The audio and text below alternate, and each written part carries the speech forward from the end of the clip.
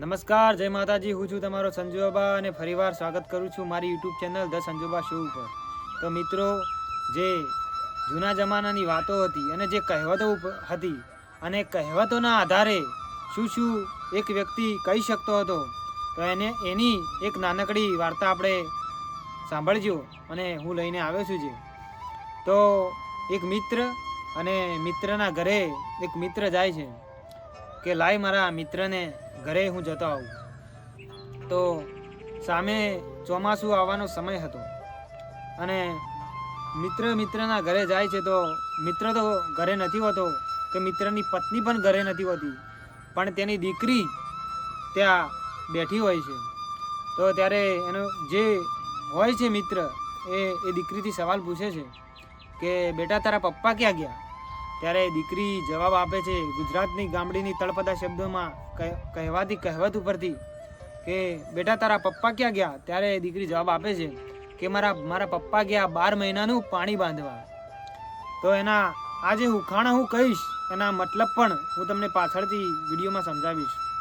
ફરીવાર એ મિત્ર એ દીકરીથી સવાલ પૂછે છે કે તો બેટા, તારી મમ્મી ક્યાં ગઈ? કે મારી મમ્મી 1 ના 2 કરવા ગઈ છે.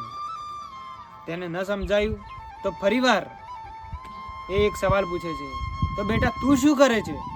ત્યારે દીકરી જવાબ આપે છે કે હું 1 દબાવું છું અને હજારોની ખબર પાડું છું. તો ફરી એ મિત્ર દીકરીને સવાલ પૂછે છે કે તારા આપેલા આ જવાબોને મારા પાસે ઉત્તર નથી, કે તે જે આ કીધું એ હું સમજી ન શક્યો. ત્યારે દીકરી કહે છે કે મારા પપ્પા ઘરનું જે આપણા પહેલાંના સમયમાં જે નળિયાવાળા મકાન હતા, જ્યારે ચોમાસું આવવાનું હોય ત્યારે તેને વ્યવસ્થિત કરવા પડે જેથી છતની અંદરથી પાણી ન ટપકે. તો તેના જે દીકરીનો બાપ હતો એ નળિયાનું સમારકામ એટલે કે વ્યવસ્થિત કરવા ગયો હતો જેથી ચોમાસામાં પાણી ના આવે, કે 12 મહિનાનું પાણી બંધાઈ ગયું. ત્યારબાદ એ દીકરીએ કીધેલી બીજો પ્રશ્ન જવાબ કે તું શું કરે છે? કે હું 1 દબાવું છું અને હજારોની ખબર પાડું છું. તો દીકરી બેઠા બેઠા ચોખા બનાવી રહી હતી. અને આપણે જાણીએ છીએ કે જ્યારે આપણે એવું લાગે કે ચોખા ચડી ગયા છે કે પાકી ગયા છે, ત્યારે આપણે 1 ચોખો અથવા 2 દાણા લઈએ છીએ, એકને દબાવીએ છીએ ત્યારે ખબર પડી જાય છે કે આ ખીચડી હવે પાકી ગઈ છે.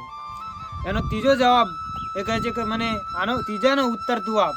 ત્યારે ત્રીજાનો દીકરી કહે છે કે એમને પૂછ્યું હતું કે તારી મમ્મી ક્યાં ગઈ છે? ત્યારે કહે છે કે 1ના 2 કરવા ગઈ છે.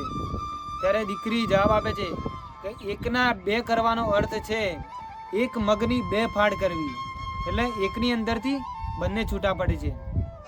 આમ આપણી સંસ્કૃતિમાં આપણા વડીલો નાની નાની કહેવતો અને તળપદા શબ્દોથી ઘણું બધું કહી જતા હતા. તો આવા ઇન્ટરેસ્ટિંગ ફેક્ટ, કહેવતો અને નાની નાની વાર્તાઓ લઈને તમારી સમક્ષ હું આવતો રહીશ. તો તમારા ભાઈને સપોર્ટ કરવાનું, ચેનલને સબસ્ક્રાઈબ કરવાનું, લાઈક કરવાનું અને કોમેન્ટ કરવાનું ન ભૂલતા. તો મળીશું બીજા એક નવા વિડીયોમાં. જય માતાજી.